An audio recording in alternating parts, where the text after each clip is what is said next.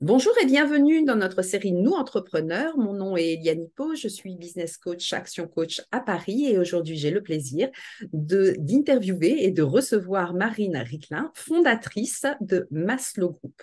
Alors Marine, bienvenue chez nous. Merci.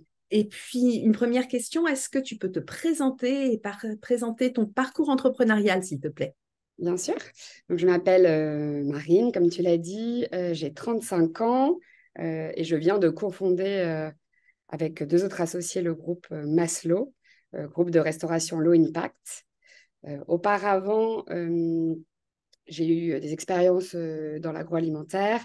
Donc, j'ai passé 2 ans au sein de la Food Tech Food Cherry qui proposait la livraison de repas en tant que CMO.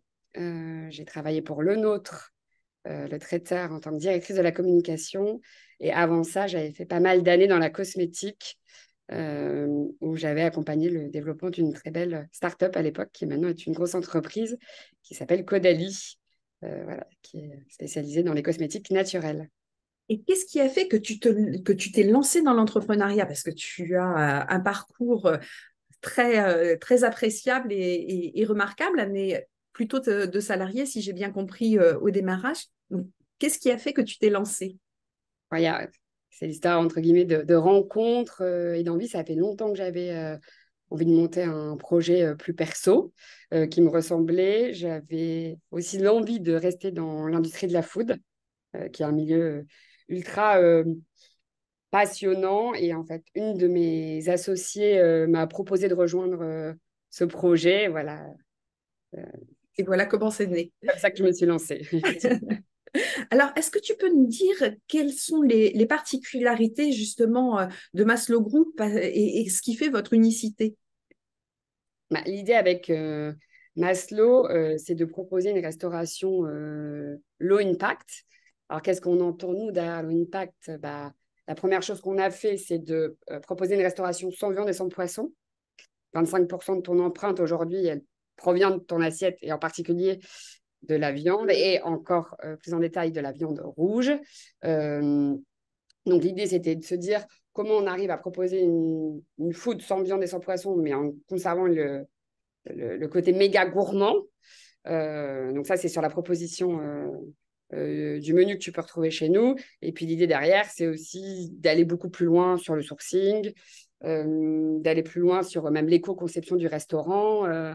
On a décidé de garder tout ce qu'on pouvait conserver. On a notre propre composteur.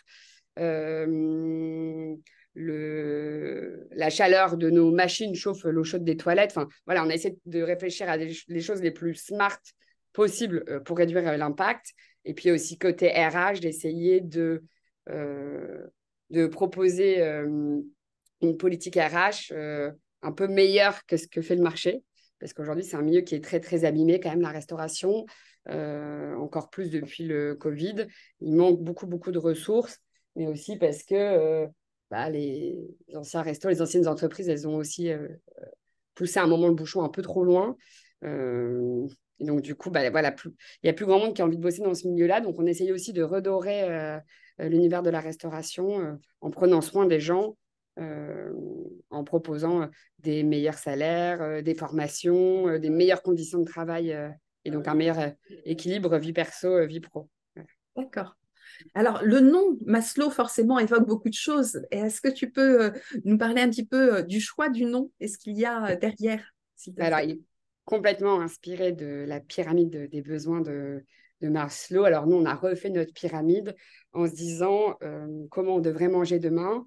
Le premier bloc de la pyramide, qui sont les besoins primaires dans la pyramide de Maslow, c'est d'avoir une nourriture méga gourmande, méga qui donne super envie. Et puis après, le second pilier, c'est d'avoir de la nourriture la plus fraîche, la plus clean, avec un sourcing le plus local possible, manger de saison, etc. Et puis à la fin de la pyramide, de réduire du coup les protéines animales. D'accord. Après, Alors, c'est notre, entre guillemets, notre recette interne. Mais aujourd'hui, on a décidé de ne pas du tout marketer cette partie-là dans le restaurant. Donc voilà, c'est ce qui a inspiré le nom, mais on ne l'utilise pas. En façade, tu ne vois pas que c'est végétarien. On ne parle pas de nos engagements partout sur le menu. Voilà. On part du principe que tu viens d'abord au restaurant pour te faire plaisir. Voilà. Et nous, derrière, on s'occupe de faire en sorte que les choses soient le mieux possible d'un point de vue environnemental. Alors, donc les gens, vous trouvent d'abord, vous avez une très belle adresse. Est-ce que tu peux la, la, la rementionner de façon à ce que, ou sinon je le fais comme tu veux. On est situé au 14 quai de la Mégisserie, donc entre la Samaritaine, le théâtre du Châtelet, en face de l'île de la Cité. Et puis, certaines tables ont la chance d'avoir une petite vue Tour Eiffel le soir. Elle scintille pour ceux qui sont sur les quais. Ouais.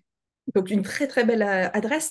Comment est-ce que les clients, en fait, vous trouvent? Alors, par l'adresse, par la localisation, par le bouche à oreille, certainement également.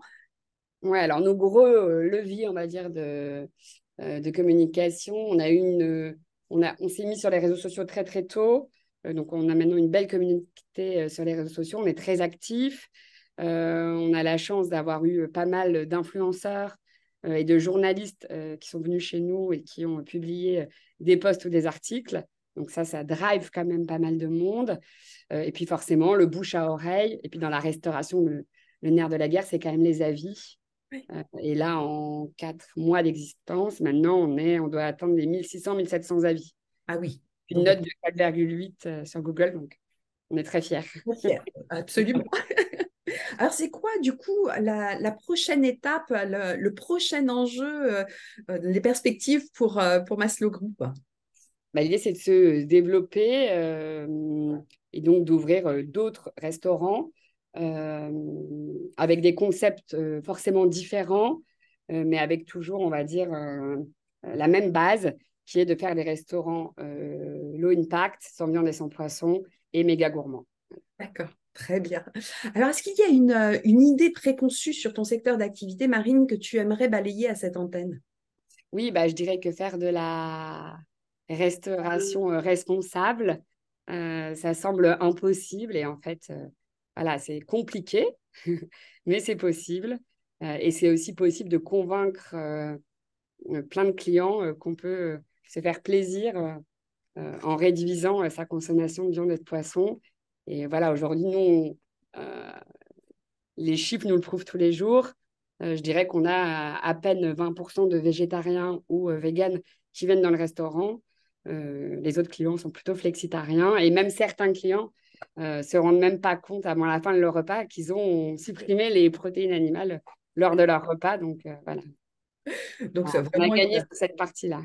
une très belle réussite. Euh, Est-ce que tu te projettes, quand tu te projettes dans l'avenir, le monde idéal pour toi, pour le groupe Maslow, ce serait quoi? Ce serait couvrir la France, couvrir Paris, exporter son concept? C'est quoi quand tu te projettes loin comme ça? Quand je me projette loin, bah, c'est d'avoir réussi à ouvrir plusieurs concepts, à convaincre euh, par une super belle assiette qu'on peut réduire les protéines animales même au restaurant et pas que chez soi. Et puis aussi, je dirais, mon plus gros souhait, bah, c'est de voir des équipes qui grossissent, des gens qui évoluent dans l'entreprise et d'avoir voilà, une équipe méga soudée et qui nous accompagne dans le développement. D'accord. Alors, tu disais tout à l'heure que vous vous étiez associés. Est-ce que c'est quelque chose qui vient naturellement? Est-ce que c'est quelque chose qui demande des efforts? Est-ce qu'il y a une répartition des tâches? Comment ça se passe de façon concrète? Voilà. Déjà, je dirais que l'association, c'est sûrement la meilleure chose qui puisse arriver dans l'entrepreneuriat, selon moi. Je pense que c'est méga difficile de monter une entreprise tout seul. Et c'est une énorme force d'être plusieurs, pour le coup. Euh, et oui, alors nous, on a tous les trois des tâches très différentes. Donc, Mehdi est vraiment responsable de l'offre food et de toute la partie cuisine sourcing. Julia s'occupe de toute la partie finance, juridique et direction générale de l'entreprise. Et moi, j'ai toute la partie, on va dire, design, marketing, communication. Et en fait, du coup, on couvre presque tous les périmètres de l'entreprise, ce qui n'empêche pas que sur toutes les grandes décisions à prendre aujourd'hui, on les prend à trois. Et encore une fois, c'est une super force parce que du coup, il y a 3 fois plus d'idées, 3 fois plus de challenges. Et voilà, moi, je m'y retrouve à être associée et je sais que je n'aurais pas forcément apprécié être toute seule sur un projet.